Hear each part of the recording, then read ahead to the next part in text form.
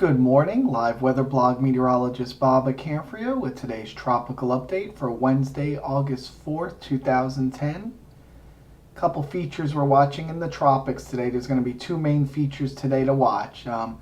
We have the remnants of Tropical Storm Colin right here. You look at this morning, you're saying, wow, look at it, it's blowing up. It's starting to redevelop. No, not really.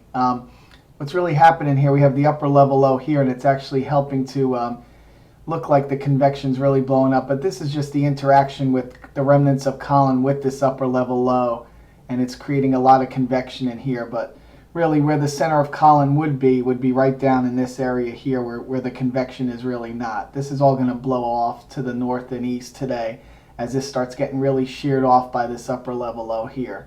So don't expect Colin to redevelop anytime soon. We have our new Invest 92L right here with this tropical wave through the Central Caribbean. Have to watch this one carefully. We have upper level high building over it today. Looks like convection's starting to blow up a little bit this morning, so this will be a feature to watch. National Hurricane Center gives this about 20% chance to develop the next 48 hours. I would even go up to about 30 or 40% with this feature right now. It's looking a little better today. Still disorganized, but definitely with this upper high over, it's something to watch for, and I'll show you where I think this may be going if it does develop in a minute here. But anyway, Colin, again, I really highly doubt this redevelops. National Hurricane Center gives this 10%. That's pretty meager right there. That's just for 48 hours. Now, if it does try to stay intact, if it doesn't get killed by this upper level low, later this weekend or into early next week, if it can find itself sitting out here in intact some sort off the southeast coast, upper high could build over it. There's a possibility. So just keep one eye on this system. I still don't think it's coming back to life, but just watch it just in case there. Looking at the water vapor loop this morning, there's that upper level low. That's going to shear Colin off, and Colin could just get ripped apart by this and see you later, Colin. That's the possibilities right there, and that's what I think is going to happen.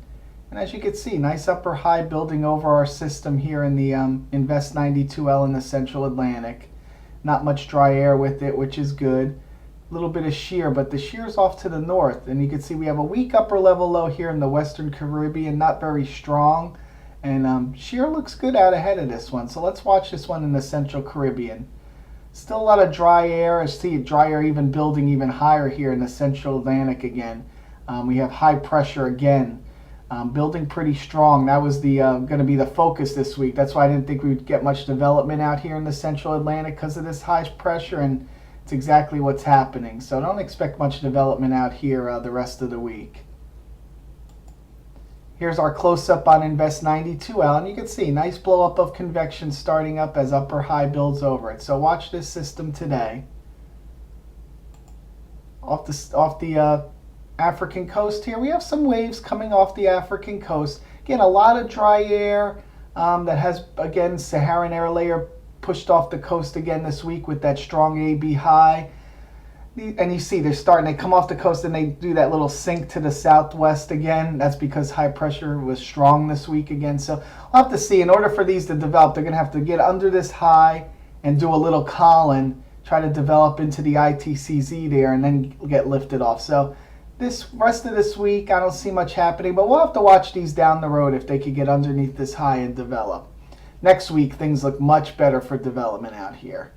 So that's what we'll have to watch for. Here's the some of the model runs. These were run last night on 92L. It got they had Invest 98L, but that was wrong. That was misnamed. It's 92L. And you can see what's going to happen with this system. We're going to have high pressure protecting the Gulf Coast. This one is not going to come up to the north at all. There's high pressure that's going to be locked in up here. So if this does develop, it could take kind of an Alex track, could run into Central America, could go over to the Yucatan into the Bay of Campeche. So that definitely looks like that would be the way this one will go. No worries for the northern Gulf Coast at all. High pressure will be protecting them.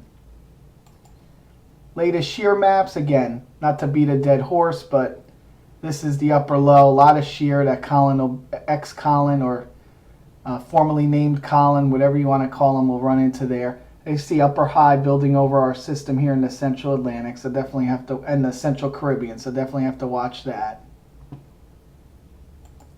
Saharan air layer, again, you saw that big push of dry air that came off the African coast this week with that strong high pressure up in here. So again, all these are kind of sinking southwest as they come off the African coast. Not good for development.